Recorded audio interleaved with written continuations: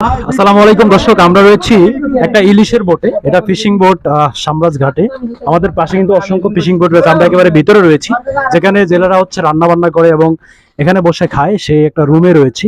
যে জিনিসটা ইন্টারেস্টিং এবং যে জিনিসটা আপনাদেরকে দেখানোর জন্য এটার মধ্যে ঢুকছি আজকে, এটা হলো এই যে ভাতের পাতিল। হ্যাঁ, এখানে কিন্তু প্রায় 14 জন মানুষের ভাত রান্না করা হয়েছে আজকে, এবং এটা সকাল এবং আজকে দুপুরের এবং রাতের জন্য রান্না করা হয়েছে।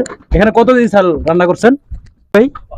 5 কেজি চাল। হ্যাঁ, এখানে আর এই ভাত 28 জনে খাইতে পারবে যদি খায়, কারণ 14 জন দুপুরে খাবে, আবার 14 জন সেই বিকালেই খাবে, তার মানে 28 জন। হ্যাঁ, নদীর ইলিশ এবং এই ভাত জেলেরা খায় সবসময়। এবং আজকে যেটা জানতে পারছি তাদের কাছে, যে ইলিশ খাইতে খাইতে আর মনে চাচ্ছে না ইলিশ খাবে, তো সেই জন্য আজকে মুরগি রান্না করা হচ্ছে।